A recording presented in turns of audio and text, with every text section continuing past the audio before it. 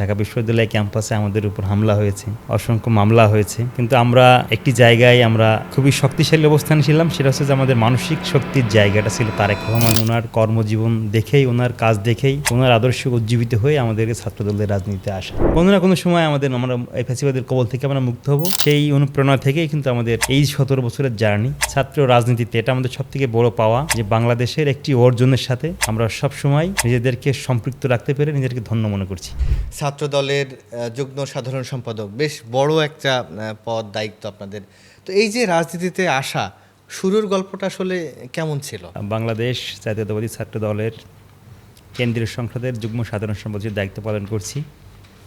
আসলে আমাদের এই সংগঠনটি শহীদ প্রেসিডেন্ট জিয়াউর রহমানের নিজের হাতে গড়া সংগঠন। শিক্ষা, ঐক্য এবং প্রগতির পতাকাবাহী সংগঠন বাংলাদেশ জাতীয় ছাত্র দল। শহীদ প্রেসিডেন্ট জিয়াউর রহমানের আদর্শ, দেশপ্রেম এবং তার কাজকে ভালোবেসেই আমাদের এই ছাত্র দলের সাথে সম্পৃক্ত হওয়া।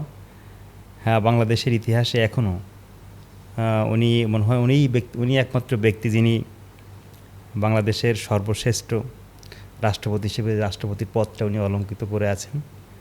উনি মৃত আছেন, কিন্তু ওনার যে কাজ, ওনার যে কর্ম, ওনার যে পরিশ্রম এবং উনি ওনার স্বল্প সময়ে জীবনদশায় বাংলাদেশের মানুষকে যা কিছু দিয়েছেন, আমরা মনে করি এটা বাংলাদেশের মানুষের জন্য, তার মতো একজন রাষ্ট্রপতি পাওয়া বাংলাদেশের মানুষের জন্য একটা ভাগ্যের ব্যাপার। এবং ওনার কর্মজীবন দেখেই, ওনার কাজ দেখেই, ওনার আদর্শ উজ্জীবিত হয়ে আমাদেরকে ছাত্রদলের রাজনীতিতে আসা।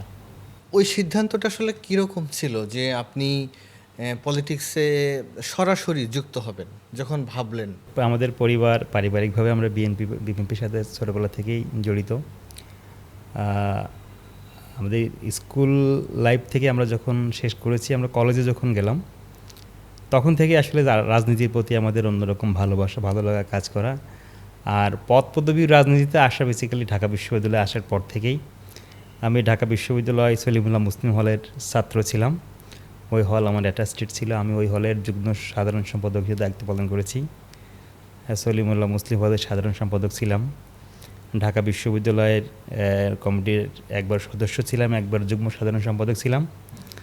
এখন কেন্দ্রীয় ছাত্র দলের যুগ্ম সাধারণ সম্পাদক হিসেবে দায়িত্ব পালন করছি। তো এই জার্নিটা আসলে পদপদবীর যে রাজনীতিটা, যে জার্নিটা, সেটা কিন্তু আসলে সহজ ছিল না। আমরা 11-12 সেশন ঢাকা বিশ্ববিদ্যালয়ে ভর্তি হয়েছি।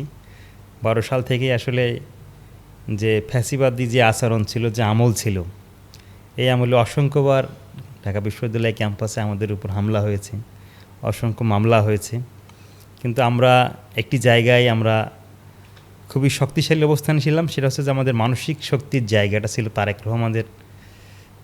উনি আমাদের ছাত্র দলের সাংগঠনিক অভিভাবক, উনি আমাদের শক্তির অনুপ্রেরণা। আমাদের রাজপথে যে আমরা সবসময় সোচ্চার ছিলাম, আমাদের কণ্ঠ সবসময় নিপীড়িত মানুষের পক্ষে ছিল, গণতন্ত্রের পক্ষ ছিল, মানুষের বাক স্বাধীনতার পক্ষে ছিল, এবং ফ্যাসিবাদ মুক্ত বাংলাদেশ গড়ার জন্য যে মানুষটা আমাদের সব থেকে বেশি অনুপ্রেরণা দিত, তিনি তারেক রহমান। তো এই যে নৈতিক অবস্থানে শক্তিশালী থাকা, মানসিকভাবে কখনোই ভেঙে না পড়ে, এটা আমরা তারেক রহমানের কাজ কর্মে, ওনার থেকে আমাদের অনুপ্রাণিত হওয়া। একজন মানুষ 17 বছর ধরে বাংলাদেশের বাইরে আছেন, মা জেলখানায় আছে, বাবাকেও রাজনৈতিকভাবে দেশি বিদেশি ষড়যন্ত্র হত্যা করা হয়েছে, নিজেরও মেরুদণ্ড ভেঙে দীর্ঘদিন চিকিৎসারত অবস্থায় বাংলাদেশ থেকে চলে গেছেন।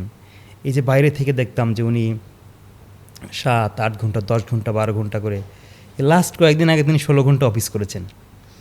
আপনি কল্পনা করতে পারেন বাংলাদেশের কোনো প্রধানমন্ত্রী মনে হয় এত সময় ধরে, খুব প্রশংসাও পেলেন এটা, 16 ঘন্টা অফিস করেছেন। তা আমরা দেখতাম যে ওই লন্ডন যখন তিনি ছিলেন, যে ছাত্র দলের সাথে স্কাইপি করছেন, যুবদল, স্বেচ্ছাসেবক দল, জেলার মিটিং করছেন, পেশাজীবীর সাথে কথা বলছেন, ওনার কাজের ভিতর থাকতেন সবসময়। আমরা মাঝে মাঝে ভাবতাম যে এত সময় ধরে একজন মানুষ কীভাবে একটা চেয়ার এবং একটা টেবিল, আপনারা দেখেছেন মনে হয় তারেক রহমানের চেয়ার এবং টেবিলটা আপনারা দেখেছেন মনে হয়, সামাজিক যোগাযোগ মাধ্যমে আমরাও দেখেছি। একটা রুমের ভিতরে একটা ল্যাপটপ, একটা চেয়ার, একটা টেবিল, 17 বছর একজন মানুষ এইখান থেকে সারা বাংলাদেশের 64 জেলা, ডিস্ট্রিক্টের ওয়ার্ড পর্যায় থেকে শুরু করে থানা, পৌরসভা, উপজেলা, জেলা, মহানগর, কেন্দ্রেও, জাতীয়ভাবে, ইন্টারন্যাশনালি সকলের সাথে কীভাবে কানেকশন রেখেছেন, সেখান থেকে আসলে আমাদের অনুপ্রাণিত হওয়া, ভালোবাসাই তার ভালোবাসায় সবসময় ছাত্রদল সিক্ত ছিল। আমরা নৈতিকভাবে সবসময় শক্তিশালী অবস্থানে ছিলাম যে এই ফ্যাসিবাদ কোনো না কোনো সময় আমরা এই ফ্যাসিবাদের কবল থেকে আমরা মুক্ত হব। সেই অনুপ্রেরণা থেকেই কিন্তু আমাদের এই 17 বছরের জার্নি।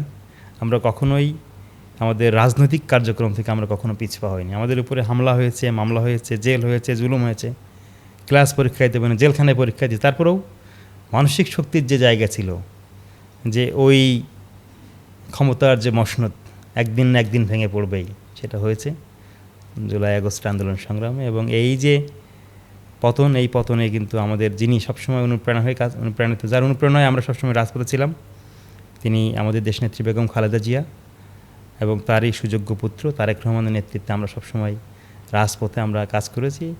আমরা ফ্যাসিবাদ মুক্ত বাংলাদেশ গড়তে পেরেছি।